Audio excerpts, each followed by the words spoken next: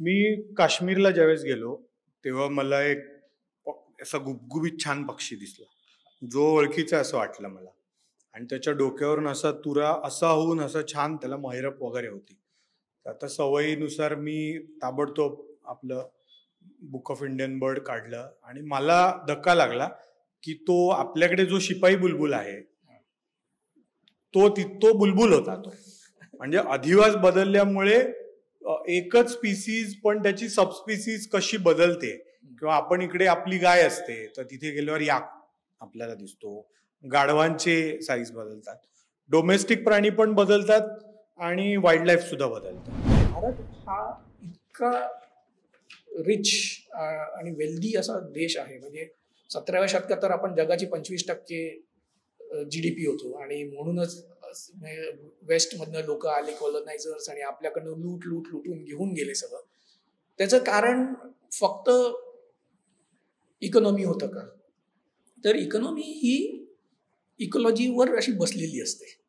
आणि ते जेव्हा आपल्या लक्षात येईल की भारत हा विविधतेचा देश आहे आणि आपल्याकडे खूप ऑपॉर्च्युनिटीज आहेत compared to any western country, जिथे क्लायमॅटिक कंडिशन इतक्या वाईट असतात की तिथे जगणं पण कठीण असतं.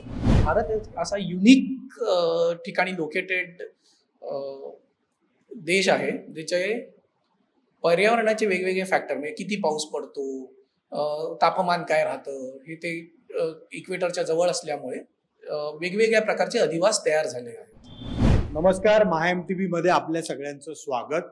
मी किरण शेलार आणि माझ्यासोबत आहेत ऋषिकेश चव्हाण. गेले 2 एपिसोड आपण पहिल्या एपिसोडमध्ये चर्चा केली होती ती पर्यावरणीय समस्यांची, दुसऱ्या एपिसोडमध्ये आपण चर्चा केली होती पशु मानव संघर्षाची, आणि आज या तिसऱ्या आणि शेवटच्या पॉडकास्टमध्ये, त्याच्या शेवटच्या एपिसोडमध्ये आपण चर्चा करणार आहोत नैसर्गिक अधिवासांबद्दल. अधिवास म्हणजे काय हे सगळ्यात आधी आपण समजून घेऊया. ऋषिकेश, तुमचं स्वागत पुन्हा एकदा MyMTV मध्ये. नमस्कार किरण, धन्यवाद परत एकदा बोलवल्याबद्दल. अधिवास म्हणजे काय आपण जरा समजून घेऊया. अधिवास आता सोपं डेफिनेशन जर आपण म्हटलं तर अशी जागा जिथे प्राणी, पशु, झाडं हे सगळे रहवास करतात असे. आणि जर तुम्ही भारताबद्दल बोललात तर भारतामध्ये असे अनेक नैसर्गिक अधिवास आहेत आणि त्याची बरीच कारणं आहेत. म्हणजे फॉर एक्झाम्पल, आधी गोंडवाना नावाचं एक मेगा कॉन्टिनेंट होता, तो तुटला, त्याचा आफ्रिका झाला, आशियाचा काही भाग झाला, भारताचा एक भाग झाला, आणि तो जेव्हा जाऊन नॉर्दर्न एशियामध्ये आपटला आणि त्याच्यामुळे हिमालय झाले. किंवा त्यामुळे भारत एक असा युनिक ठिकाणी लोकेटेड देश आहे ज्याचे पर्यावरणाचे वेगवेगळे फॅक्टर, म्हणजे किती पाऊस पडतो, तापमान काय राहतं, हे ते इक्वेटरच्या जवळ असल्यामुळे वेगवेगळ्या प्रकारचे अधिवास तयार झाले आहेत. तर आय थिंक भारत हा जगातला मेगा डायव्हर्स कंट्री असं म्हणतात त्याला. टॉप 10 बायोडायव्हर्स कंट्रीज आहेत, मेगा डायव्हर्स आहेत, कारण की आपल्याकडे वेगवेगळ्या प्रकारचे नैसर्गिक अधिवास आहेत. म्हणजे जेव्हा आपल्याकडे उन्हाळा असतो तेव्हा आपण थोडं बरं वाटावं किंवा थोडी 15 दिवस 20 दिवस सुट्टी व्हावी म्हणून आपण महाबळेश्वरला जातो, आणि थोडे जास्त पैसे असले तर काश्मीरला पण जातो. तर हा त्या डायव्हर्सिटीचा लाभ आहे. हो, एकदम बरोबर. आणि नुसतंच आहे ना, आपण जेव्हा विचार करतो तेव्हा आपण एलिव्हेशनचा विचार करत नाही. आणि हिल स्टेशन किंवा तुम्ही जो आता म्हणालात की आपण महाबळेश्वरला जातो किंवा काश्मीरला जातो,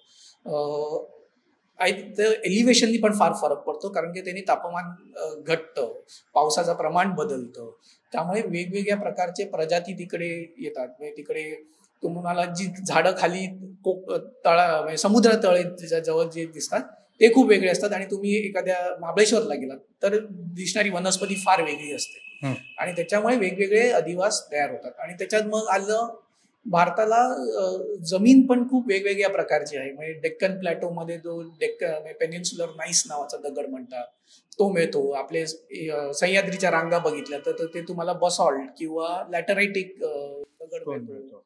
तर असं तुम्ही वेगवेगळ्या ठिकाणी गेला. डेक्कन बेसॉल्ट आपल्याकडे महाराष्ट्रात 2 प्रकारचे बेसॉल्ट आहेतच, पैठण बेसॉल्ट किंवा डेक्कन बेसॉल्ट. म्हणजे जो पैठणहून येतो तो मूर्तिकलेसाठी आदर्श मानला जातो, कारण तो ठोकायला आणि चिजल करायला सोपा असतो आणि कडक असतो. कडक असतो. इनफॅक्ट तो जो डेक्कन पेनिन्सुला आहे त्यातला तो जगातला सगळ्यात जुना दगडांपैकी एक आहे. म्हणजे 3.8 बिलियन इयर ओल्ड जुना दगड वगैरे मिळतो आपल्याला त्या दक्कन भागात गेलात तर. त्यामुळे अशी एक खूप वेगवेगळ्या प्रकारच्या म्हणजे ज्याला एबायोटिक आणि बायोटिक असं म्हणतात, म्हणजे जीव आणि जीव नसलेल्या गोष्टी, म्हणजे टेम्परेचर आणि पाऊस किंवा प्रेसिपिटेशन, म्हणजे काही ठिकाणी बर्फ, या सगळ्या गोष्टींमुळे तयार झालेलं एक अशी जागा ज्याच्यामध्ये वेगवेगळ्या प्रकारचे पशु पक्षी झाडे हे एकत्र येतात आणि थ्राईव्ह करतात. म्हणजे तिथे त्यांचं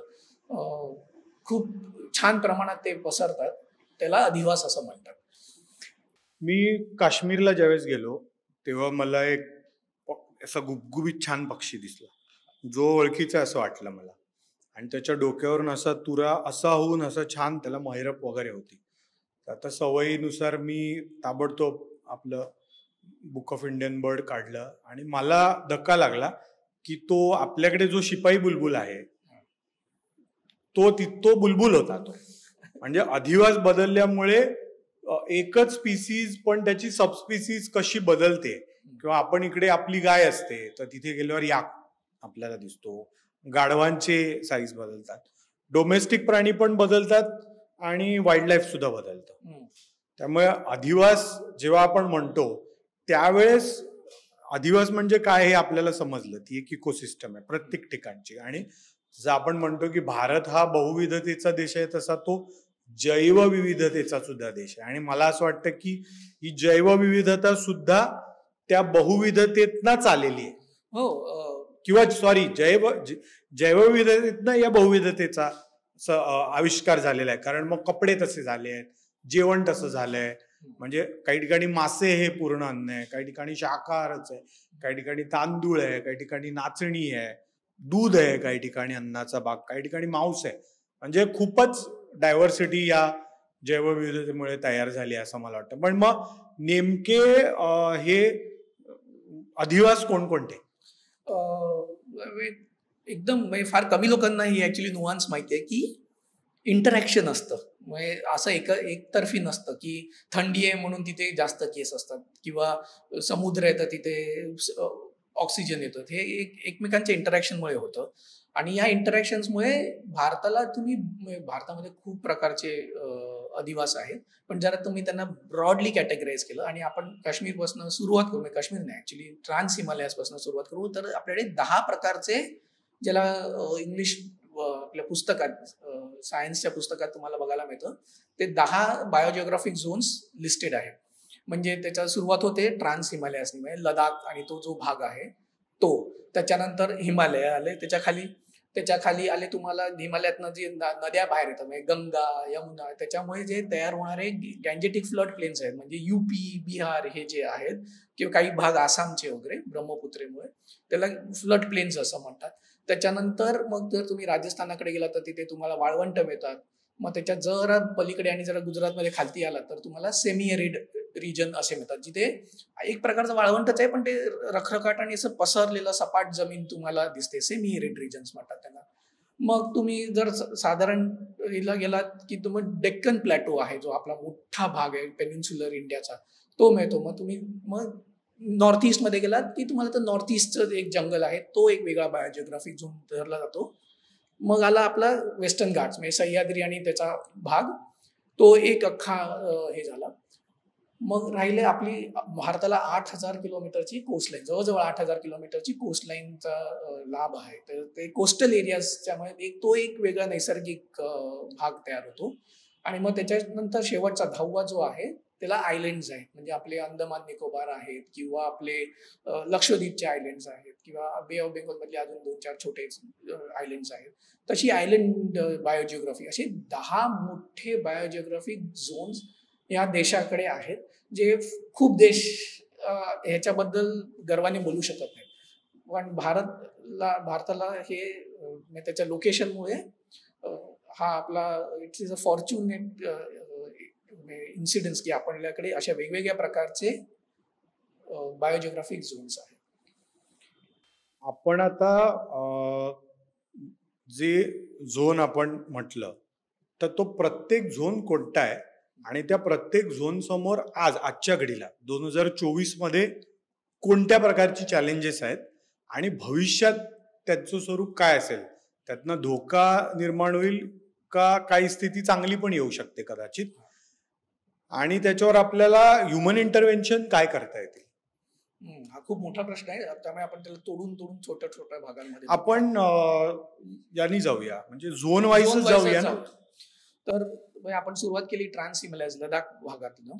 तर लडाख भाग जे कोणी गेले नाहीत ऍक्च्युली सगळ्यांनी जावं आणि एकदा बघून यावा. त्याच्यापेक्षा नैसर्गिक सुंदर असा हे नाही, कारण की तिथे तुम्हाला एक झाड दिसणार नाही, पण तिकडचे बोल्डर्स आणि जी लँडस्केप आहे ती प्रेक्षणीय आहे आणि खूपच सुंदर आहे. एक विनोद आहे, म्हणजे तुम्ही आता लडाख विषयी म्हणाला तर एक पर्यटक जाऊन आला आणि बायोडायव्हर्सिटीची समज नसणे म्हणजे काय, तर निसर्ग म्हटल्यावर आपल्याला झाडच दिसली पाहिजे, प्राणीच दिसले पाहिजे, हिरवळच दिसली पाहिजे असं असतं. तर त्याने पोस्ट लिहिली होती की बिलकुल लडाखला जाऊ नका, असं वाटतंय की कन्स्ट्रक्शनचं डेब्रिज आणून कोणीतरी तिथे टाकलंय. सॉरी, पुढे जाऊ आपण. नाही, मी जेव्हा पहिल्यांदा लडाखला गेलो मला असं वाटतं त्यातले काही भाग मला असं वाटलं मी मंगळावर आहे. नुसते मोठे मोठे दगड, लाल रंगाचे वेगवेगळ्या रंगाचे वेगवेगळे दगड होते आणि पण ते म्हणजे तुम्ही या पृथ्वीवर आता असं वाटत नाही. आता त्याला कोल्ड डेझर्ट्स म्हणतात, कारण खूप -40 डिग्रीज वगैरे टेम्परेचर जातं तिकडे. ह्यांचा प्रॉब्लेम काय, आता तुम्ही जर बघत असाल रिसेंटली तर क्लायमेट चेंजमुळे जो पाऊस पडतोय तिथे आता लेमध्ये वगैरे फ्लडिंग व्हायला लागले, तिथे पूर यायला लागले. तिथे एक चिटूर थेंब पाऊस पडला नाही पाहिजे, तिथे असं खूप पाऊस पडायला लागले, ढगफुटी व्हायला लागली, लँडस्लाइड्स व्हायला लागले. आणि आय थिंक तो त्या एरियाचा क्लायमेट चेंजसाठी भारतातला सगळ्यात सेन्सिटिव्ह एरियापैकी एक म्हणजे लडाख झालं. तर तुम्हाला तिकडचे रिस्ट्रीडिंग ग्लेशियर्स मागे मागे सरकत चालले, त्याच्यासाठी काहीतरी करणं फार गरजेचं आहे. कारण की पाणी लडाखमध्ये आता खूपच म्हणजे भीषण परिस्थिती आहे तिथे. तर लडाखमध्ये ते झालं. हिमालयाचं त्याला मराठीमध्ये इंग्लिशमध्ये आपण सोप्या मराठीमध्ये फ्रॅगमेंटेशन म्हणतो की त्याचे तुकडे तुकडे तुकडे तुकडे तुकडे तुकडे पडत चाललेत. आणि असं लक्षात येतं की साधारण तापमान वाढल्यामुळे ज्या स्पीशीज पूर्वी तुम्हाला लोअर एलिव्हेशनला दिसायच्या त्या आता तुम्हाला वरती वरती उंच उंच याच्यावर दिसत चालले. आणि बेसिक जंगलाचं डिग्रेडेशन, म्हणजे हिमालयन जंगल हे अतिशय सुंदर आहे. आपण आणि नुसतं जंगल नाही, पण तिकडचे valley of flowers for example जे सगळे जातात, हेमकुंड साहेबच्या रस्त्यावर तुम्ही गेला की अप्रतिम फुलोरा बघायला मिळतो तिथे.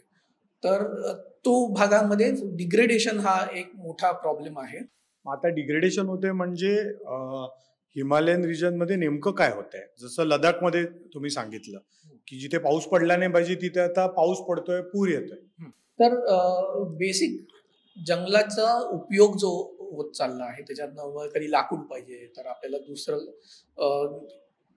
आता हे बरेचसे शहर लहान गाव होती ती आता टुरिस्ट डेस्टिनेशन बनत चालले. त्यामुळे इन्फ्रास्ट्रक्चर वाढण्यामुळे जे जंगल क्लिअर करावी लागत आहेत, त्याच्यामुळे जो एकतर तुटला गेला तो, आणि दुसरं जे त्याची क्वालिटी हळूहळू कमी होत गेली. म्हणजे जसं की हंगुल नावाचा जो फार फेमस हरण आहे, कदाचित तोच रामायणातला पण हरण असू शकतं, त्याचे पॉप्युलेशन कमी होणे, मग त्याच्यामुळे त्याच्या फरक पडणार आहे, किंवा वाघांची संख्यांचे प्रमाण किंवा हे जे सगळ्या गोष्टी आहेत त्या हिमालयातल्या जंगलांवर तुम्हाला बघायला मिळतात. एस्पेशली तुम्ही पक्ष्यांचे जर हे बघितले गेले तर पक्ष्यांचे कम्युनिटीज ज्या आहेत त्यांच्यामध्ये तुम्हाला फरक दिसतो. त्या वर खाली झाले, त्यांचे इंटरॅक्शन झाले. Generally species are doing better, म्हणजे जे कुठे पण जगू शकतात, मैना, बुलबुल हे तुम्हाला आता जास्त दिसतात स्पेशली स्पीशीजपेक्षा. तर तो भाग त्या भागात चालला आहे. नॉर्थ ईस्ट मध्ये लो लाईंग रेन फॉरेस्ट ज्याला म्हणतात, जिथे खूप पाऊस पडतो. म्हणजे चिरापुंजी क्लास एका काही जगात सगळ्यात जास्त पाऊस तिथे पडायचा. ते आज आपण पाम ऑइल किंवा तिथे कॉर्न लावण्यासाठी जे फार वेगाने ते जंगलाचं डिस्ट्रक्शन होत आहे. आणि असं नाहीये की पाम ऑइल तिथे सक्सेसफुल होतोय.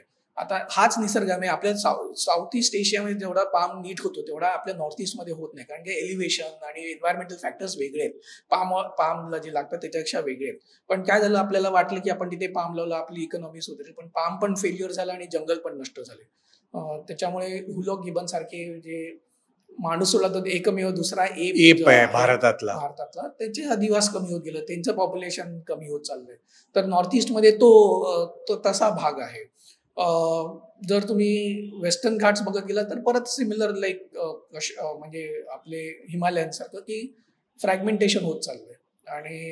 आणि क्लायमेट चेंजच्या म्हणजे जो फरक आहे, आता लँडस्लाईड जसं आपल्याला केरळात बघायला मिळाल्या किंवा आपण बघतोय आज, किंवा फ्लड्स होत आहेत त्याच्यामुळे होणारे नुकसान, तर ते तुम्हाला वेस्टर्न घाट्सच्या फ्रॅगमेंटेशनमध्ये आपल्या लक्षात येतं. त्याच्यानंतर तुम्ही डेझर्ट इकोसिस्टम बघितल्यात तर डेझर्टिफिकेशन वाढतं हा एक प्रॉब्लेम मानला जातो, पण ॲट द सेम टाइम तिकडच्या ड्राय एरिड एरियाजचं एक मध्ये आपलं काय म्हणतात त्याला, डेझर्ट्सना आपण आपलं हिरवं बनवूया, दॅट इज अ प्रॉब्लेम. तुम्हाला डेझर्ट्सना डेझर्ट ठेवायला लागतं. जे एरियाज बदलत आहेत डेझर्टिफिकेशन मध्ये ते थांबवायला पाहिजे, पण डेझर्ट्सना डेझर्टच ठेवलं पाहिजे. तर तो जो झाडं लावण्याचा कधी कधी कार्यक्रम करतात तो चुकतो, फसतो, किंवा पाणी नेल्यामुळे ते जमिनीतले क्षार वरती येतात आणि मग तिथे शेती नाही होऊ शकत. अशा प्रकारचे प्रॉब्लेम तुम्हाला हे वाळवंटग्रस्त जे भाग आहेत तिथे दिसतात. त्याच्यानंतर तुम्ही जर मला सांगा, याचा परिणाम जसं लांडग्यासारखी स्पीसीज आहे जिची आज स्थिती भारतात वाघापेक्षा वाईट आहे. हो, म्हणजे लांडगा आधी संपून जाईल अशी आपल्याला भीती वाटते. जो शेती पिकांना वगैरे त्रास देणारे छोटे प्राणी जे आहेत, हरणं असतील, रानडुक्कर असतील, किंवा अजून छोटी हरणं असतील, ज्यांच्यावर नियंत्रण ठेवण्याचं काम करू शकतो. मग जेव्हा आपण म्हणतो की सगळीकडे झाडं लावता कामा नाहीये, तर असं म्हटल्यानंतर तिथे मग लांडग्यासारख्या प्राण्यांच्या अस्तित्वासमोर सुद्धा प्रश्न तयार होतो. हो, आणि त्याच्यात ग्लॅड यू आस्क्ड दिस, कारण की डेक्कनवर मी येणारच होतो. जसं मी म्हटलं आधी, गोंडवानाचा भाग होतो आपण, आणि गोंडवाना तुटला, त्यामुळे आफ्रिका आणि इंडिया हे फार सिमिलर आहेत इन बायोजिओग्राफी.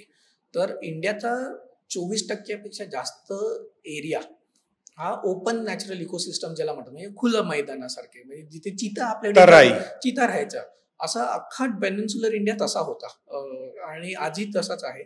पण आपल्याला असं वाटतं की ते डिग्रेड झालंय, विच इज अ चुकीची धोरण आहे ती, की जे आपल्याला मोकळं दिसतं, एकाच दुसरं झाड दिसतं आणि गवत दिसतं, तो डिग्रेड नाही झालाय, तो that is how it is suppose to be. अशा भागांचा, जसा जंगलांचा वाघ जसा टॉप प्रेडेटर आहे, तसा इकडचा लांडगा हा टॉप प्रेडेटर आहे. आणि आपण तिथे झाडं लावली, त्याच्यानंतर पाणी अडवा, पाणी जिरवाची कामं घेतली, त्याच्यामुळे हे अधिवास बदलले, सॉइल मॉइश्चर चेंज झालं, किंवा जिथे झाड नसायला पाहिजे तिथे झाडं आली, त्यामुळे लांडग्यासारखे जे प्रजाती आहेत, लांडगा झाला किंवा तडस झालं, ज्याला हायना म्हणतात इंग्लिशमध्ये, हे जे प्राणी आहेत त्यांचा अधिवास बदलला आणि त्यांचं पॉप्युलेशन ड्रास्टिकली पडलंय. आणि मग नंतर तुम्हाला असं दिसतं की ब्लॅक बग्स किंवा रोही किंवा नीलगाय ज्याला म्हणतात, ते जास्त शेताकडे वळले, कारण की त्यांना ते जसे जंगलामध्ये जगू नाही शकत. चिंकारा फॉर एक्झाम्पल, त्यांना जरा ओपन लागतं. तुम्ही 400 अँटिलोप किंवा ज्याला चौसिंगा म्हणतात, तो स्लाइटली थोडासा जंगलासारख्या भागामध्ये राहू शकतो, पण चिंकाराला गवताळ प्रदेश लागतो, तर त्यांचं पॉप्युलेशन कमी होणं, हे सगळं तुम्हाला त्या एरियाजमध्ये दिसतं. तर जे बदल घडतोय, म्हणजे ग्रासलँड आणि ओपन नॅचरल इकोसिस्टम्सला बदलण्यात येत आहे.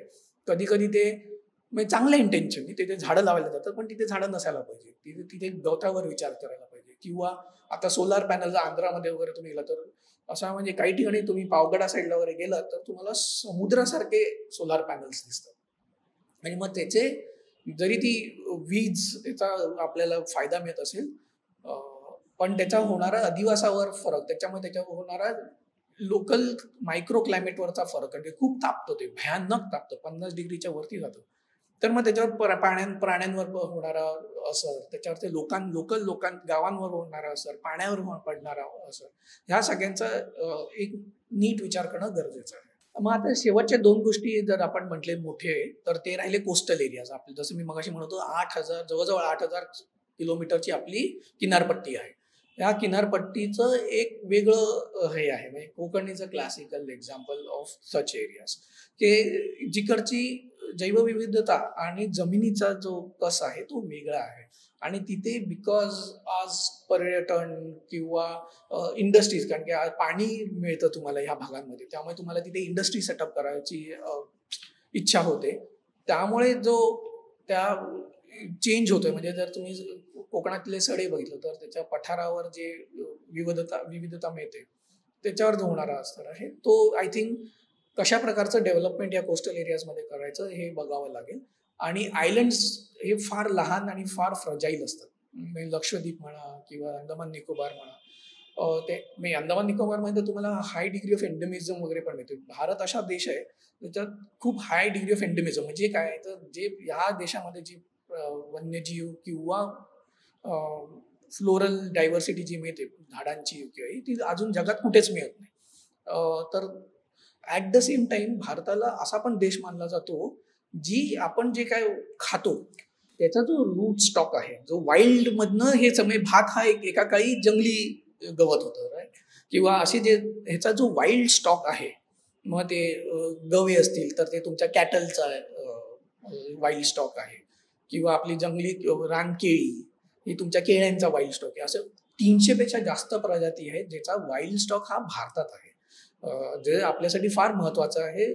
तर भारत हा असा युनिक देश आहे, त्याच्यामध्ये आयलंड्स आहेत, हे वेगवेगळे आहेत. तर आयलंड्सना फार लहान असल्यामुळे आणि ते आयसोलेशनमध्ये असल्यामुळे तुम्हाला त्याची, म्हणजे आता फॉर एक्झाम्पल लक्षद्वीपमध्ये तुम्ही आज गेलात तर तुम्हाला फक्त नारळ दिसतो. आय एम शुअर की त्या आयलंड आधी तसे नव्हते. तिथे वेगवेगळ्या प्रकारची वनस्पती होती, त्याच्या वेगवेगळ्या प्रकारचे सँड बँक्स होते त्याच्यावर. तर तो जो फरक पडला आहे तो आहे. आणि अंदमान निकोबारमध्ये उंच सुंदर सुंदर जंगल आहे तिथे. तिकडचं एक एक झाड असं 6-6, 8-8 माळ्याचं उंच अशी झाडं आहेत, ज्याची गर्थ अशी 10-12 लोकांनी लागतील एवढी मोठी ती वेढा घालायला गेलो तर तशी झाडं आहेत. ते जे इकोसिस्टम आहे ती रॅपिड चेंजेस इन अर्बनायझेशनमुळे जो हे होतोय, धोका होतोय, तो ह्या सगळ्या भागांमध्ये आहे. तर जर ब्रॉडली म्हटलं तर आपल्या देशाच्या हे वेगवेगळ्या ठिकाणी हे लार्जली इश्यूज आहेत. हे मी खूपच वरवरच्या लेवलवर बोललो आणि मग परत साईट स्पेसिफिक गोष्टी असतील, पण आपण या पॉडकास्टमध्ये तेवढं सगळं कव्हर नाही करू शकणार, म्हणून मी जनरली सांगितलं. मला सांगा, आपण आता हे अधिवास समजून घेतले. अधिवासानंतर आपण त्यांच्यासमोरची चॅलेंजेस जेव्हा विचार करतो आणि आज 2024 आणि पुढे एक टप्पा आपण 2045 म्हणूया, 47 म्हणूया, जिथे आपले राज्यकर्ते भारत महासत्ता होण्याची किंवा विकसित राष्ट्र म्हणून उदयाला येण्याची स्वप्न पाहतात. आणि सर्वसाधारण भारतीयाचा सुद्धा त्याला इरेस्पेक्टिव्ह ऑफ पार्टी पॉलिटिक्स पाठिंबा असतो. पण एखादं राष्ट्र जेव्हा उभं राहतं तेव्हा ते काही फक्त agricultural growth, industrial growth, happiness index, त्याचं GDP किंवा आता नव्याने जे जे काही निकष येत आहेत, तर त्या तेवढ्या निकषाच्या आधारावर राष्ट्र उभं राहत नाही. तर आणि भारतासारख्या जैवविविधता बाळगणाऱ्या देशाला ह्या अधिवासांचं रक्षण करावं लागेल. आणि मग ते करत असताना आपण ज्या जुन्या संकल्पना आतापर्यंत राबवत आलोय, म्हणजे आपल्याकडे जसं राष्ट्रीय हरितपट्टा किंवा ग्रीन बेल्ट हा एकमेव निकष आहे. आणि जर आपण आज लांडग्याच्या अधिवासाचा विचार करत असू किंवा स्पायनी टेल लिझर्डच्या अधिवासाचा विचार करतो, सांडा आपण एका वेगळ्या कारणासाठी त्याचं तेल ओळखलं जातं, तर त्या सांडाचा विचार करत असू आपण, किंवा चिंकारा असतील, काळवीट असतील, किंवा पठारावर सापडणाऱ्या कुरंगांपासून, हरणांपासून ते त्यांच्या प्रेडिटर्स पर्यंत, यांचा विचार करायचा असेल तर मग हे निकष चुकीचे आहेत का, की तुम्ही फक्त ग्रीन बेल्टचा विचार करून या सगळ्या अधिवासांचा, किंवा ग्रीन कव्हर हे फक्त झाडं लावा, झाडं जगवा असं आहे? आय थिंक तो सोपा आणि कन्व्हिनियंट मार्ग होता म्हणून तो सिलेक्ट केला आहे. आणि ते पूर्वीचं अंडरस्टँडिंग आहे की जे हिरवं ते छान, जे हिरवं ते नैसर्गिक. आय थिंक आज आपल्याला सायन्सने खूप काही शिकवलं आहे आणि खूप ग्रॅन्युलर लेवलची माहिती आहे. जसं आपण फॉर एक्झाम्पल मरीन इकोसिस्टम म्हणतो. तर आपल्याला लक्षात काय येतात, कोरल रीफ्स येतात किंवा कांदळवनं येतात.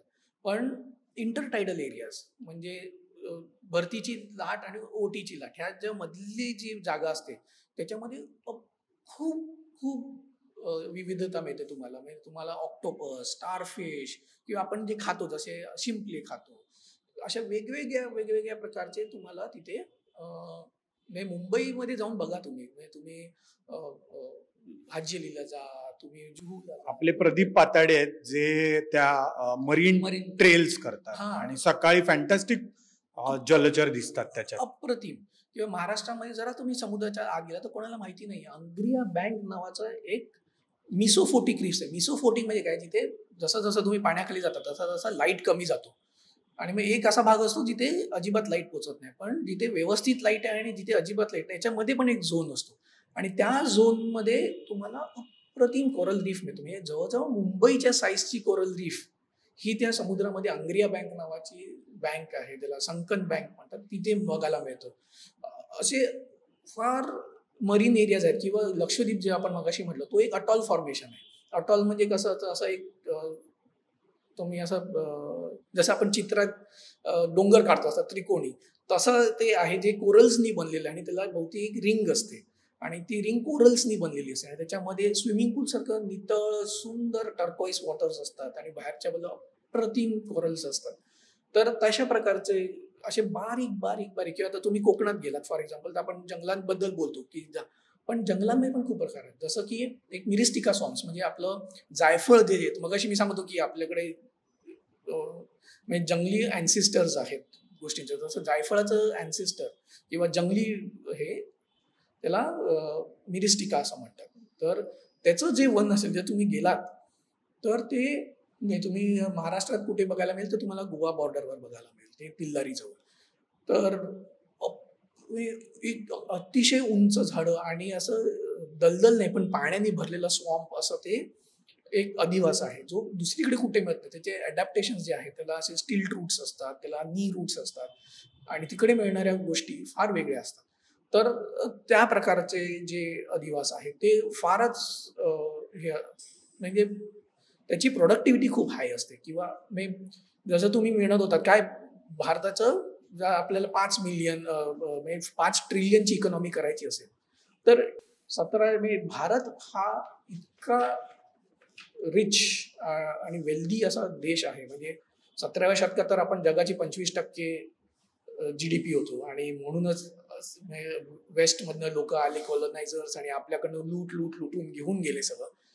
त्याचं कारण फक्त इकॉनॉमी होतं का, तर इकॉनॉमी ही इकॉलॉजीवर अशी बसलेली असते आणि ते जेव्हा आपल्या लक्षात येईल की भारत हा विविधतेचा देश आहे आणि आपल्याकडे खूप ऑपॉर्च्युनिटीज आहेत compared to any western country जिथे क्लायमॅटिक कंडिशन इतक्या वाईट असतात की तिथे जगणं पण कठीण असतं, त्यांच्या कंपॅरिझनमध्ये आपली जी सधनता आहे त्याचा आपण वापर कसा करू शकतो. त्याच्यासाठी can we go back to that prosperity की आपण 17व्या 16व्या शतकातले सोन्याची चिडिया असं म्हणायचे या देशाला, तर ती परत आपण तसे होऊ शकतो का? आय थिंक तसे होऊ शकतो, पण आपल्याला ते समजून घ्यायला लागेल की कोणत्या एरियाचं रिसोर्स काय आहे, कुठे काय होऊ शकतं, ते कसं आपण वापरू शकतो. आणि त्याच्यासाठी आय थिंक स्मॉल स्केलवरचे म्हणजे लोकल स्केलवरचे, स्मॉल नाही लोकल स्केलवरचे सोल्युशन्स आणणं फार महत्त्वाचं. म्हणजे आता वेगवेगळे चेंबर ऑफ कॉमर्स असतील, म्हणजे कोकणाचं एक कॉमर्स चेंबर आहे, त्यांनी आपला विचार करावा की कोकण सदन कसं होईल किंवा विदर्भातल्या लोकांनी त्यांचं जंगल कसं म्हणजे जंगल म्हणण्यापेक्षा तो अधिवास जो आहे तो कसा नीट वापरता येईल, तिथे कोणती इंडस्ट्री येऊ शकते ज्यांनी जास्त फायदा होईल.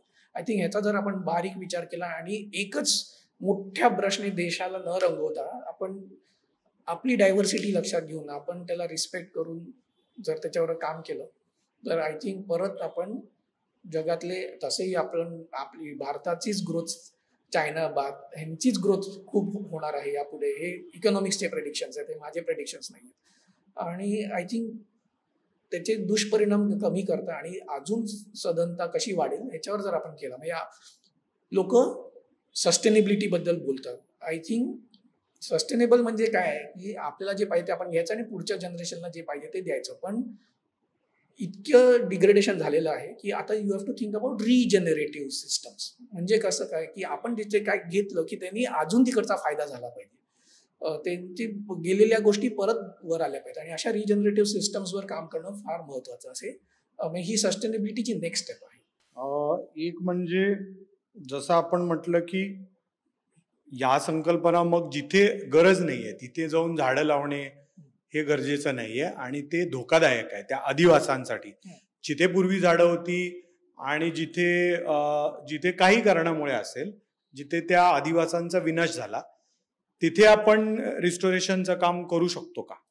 100%. म्हणजे इनफॅक्ट जर तुम्ही फायनान्स कमिशनचा 11वा फायनान्स कमिशन, 12वा, 13वा, 14वा हे सगळ्यांचे जर रिपोर्ट वाचले फायनान्स कमिशन, तर आपण ह्या अधिवासांना खूप महत्व देतो. 10% वेटेज जे फॉर्म्युला आहे जो की सेंटरकडनं स्टेटला येणाऱ्या पैशाचा डिव्होल्युशन ऑफ फंड्स असं म्हणतात, त्याचा जो फॉर्म्युला आहे तर त्याचे जे 10% वेटेज जे आहे ते तुमच्या ट्री कव्हरवर आहे. I think what the finance commission is trying to tell you is की तुमचं जे नॅचरल अधिवास आहे तो तुमच्याकडे तुम्ही जपला तर आम्ही तुम्हाला 10% वेटेज देऊ. 10% हे खूप असतं भारताच्या इकॉनॉमीमध्ये. 2 ट्रिलियनमध्ये 10%, तर ते खूप असतं. आय थिंक त्याचा जो फॉर्म्युला आहे तो ट्री कव्हरवरनं चेंज करून एक इंडेक्स, जसा आपला सेन्सेक्सचा कसा इंडेक्स आहे की स्टॉक वर खाली जातं, आपण प्रत्येक स्टॉक थोडीच बघतो, आपण सेन्सेक्स बघतो काय वर खाली झालं, तसाच एक इकॉलॉजीचा इंडेक्स आणणं महत्वाचं आहे. आणि तो म्हणजे नाहीतर काय होतं, केरळ सारखा जो राज्य आहे, मी तेच म्हणणार होतो, तो एक असूच शकत नाही. मग भारतासारख्या तो राज्यनिहाय वेगळा वेगळा करावा लागेल. प्रत्येक राज्याचा वेगळा असावा लागेल. तो राज्याने करावा का सेंटरनी करावा हा एक विषय आहे जो वर्कआउट करता येईल. आय थिंक सेंटरनी करावा की प्रत्येक राज्याचं कमी.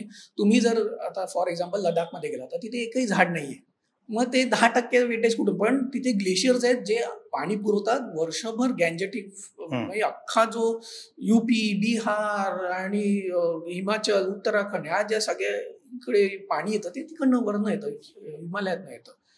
तर मग त्यांचं नुकसान होऊ नये, मग त्यांच्यासाठी त्यांचा इंडेक्स वेगळा असायला पाहिजे. जिथे जंगलं मिळतात म्हणजे नॉर्थ ईस्ट झालं किंवा सह्याद्रीच्या रांगा झाल्या तिकडचं इंडेक्स वेगळा असला पाहिजे. वेळेस डेक्कनचे जे पठार आहेत म्हणजे आंध्र प्रदेश झाला किंवा इव्हन महाराष्ट्र इतका डायव्हर्स आहे. म्हणजे तुम्हाला कोकण कोस्ट मिळतं, तुम्हाला मराठवाड्यासारखे ड्राय रिजन्स मिळतात, तुम्हाला विदर्भ किंवा गडचिरोली सारखे जंगलाने दाट असे भाग मिळतात. यांच्यासाठी एक इंडेक्स काढणं फार महत्वाचं आहे. हे थोडं मॅथमॅटिकल होईल पण आय एम शुअर की आज बायोमॅथमॅटिशियन्स आहेत या देशामध्ये जे हा फॉर्म्युला वर्कआउट करू शकतात. आणि जर ते आपण बदललं तर प्रत्येक राज्याला स्वतःचं विविधता ही जपून ठेवण्यासाठी आणि त्याच्या लागत कल्चर जो आहे, कारण की आपलं कल्चर व कोकणातलं कल्चर फार वेगळं आहे मराठवाड्याच्या कल्चरसाठी, ते जपण्यासाठी सुद्धा किंवा आपले देव जे आहेत ते पण त्याच्यातनंच बाहेर आलेले आहेत. म्हणजे वाघोबा म्हणा, तुम्ही विदर्भात गेला तर वाघोबा येतो किंवा इकडे आपले कोकणातले वेगळे देव आहेत. तर ह्या सगळ्याचं जतन पण आपल्याला करता येईल. मी शेवटच्या 2 प्रश्नांकडे जातो. पहिली गोष्ट म्हणजे वाईल्ड लाईफ प्रोटेक्शन ऍक्ट असेल किंवा कायदे जे आहेत, आपली घटना या वृक्ष संपदेला, जैवविविधतेला, छोट्या छोट्या शंखापासून ते महाकाय हत्तीपर्यंत सगळ्याला राष्ट्रीय संपत्ती मानते. बरोबर. मग या सगळ्या राष्ट्रीय संपत्तीचं संरक्षण करण्याची जबाबदारी त्या अर्थाने कायदा घेतो, लॉ घेतं, कॉन्स्टिट्यूशन घेतं. बरोबर. तर ही कॉन्स्टिट्यूशन याचं प्रोटेक्शन कशा प्रकारे करते?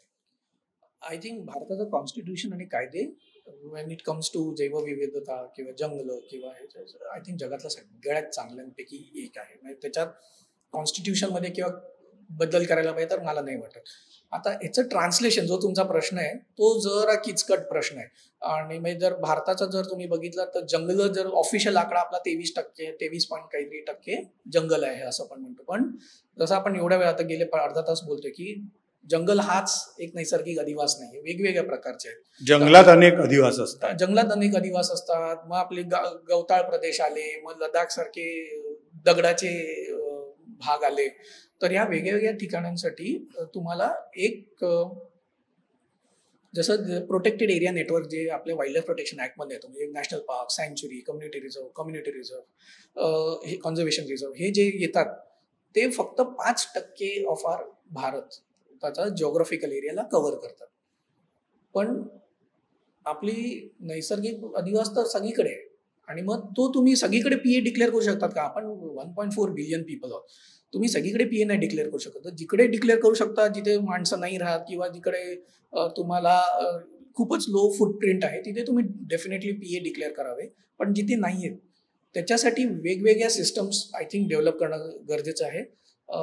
काही तुम्हाला ट्रेडिशनल लोकांच्या ज्या पद्धती होत्या म्हणजे आपण कारण गवताळ प्रदेशांबद्दल बरंच बोलत आहोत आणि लांडगे तर जर तुम्ही इंटरेस्टिंगली बघाल जितकी जे हे धनगर लोक जी आहेत किंवा शेफर्ड कम्युनिटी जी आहे म्हणजे तुम्ही काश्मीरकडे गेला तर तिथे वेगळी शेफर्ड तिथे बकरवाल आहेत आपल्याकडे धनगर आहेत असे ह्यांच्या एक सिस्टम्स होत्या ह्या मॅनेज करायचं ते ग्रेझिंग कसं मॅनेज करायचे ते कसे सीझन मध्ये मी रिसेंटली एका बकरवालशी बोलत होतो ते म्हणत होते हा पक्षी जेव्हा गायला लागतो तेव्हा आम्ही जम्मू सोडतो आणि काश्मीरकडे जायला लागतो आणि तसंच तसे धनगरांच्या पण आपल्याकडच्या गोष्टी आहेत जेव्हा चातक येतो तेव्हा ते काय करतात ह्या ज्या सिस्टम समजून आणि त्याला नवीन सायन्सची सांगड जोडून त्याचे एक वेगवेगळ्या गोष्टी डिक्लेअर केल्या पाहिजे ज्याचा लोकल लोकांना पण फायदा झाला पाहिजे. नुसतंच असं नको की बाबा ताडोबाचे वाघ शहरातल्या लोकांसाठी आहे पण तिकडच्या गावातल्या लोकांना त्याचं नुकसान होतं असं न करता त्यांना पण कसं फायदा होईल ॲट द सेम टाइम तुम्ही एरियाज कसे सेक्युअर करू शकाल.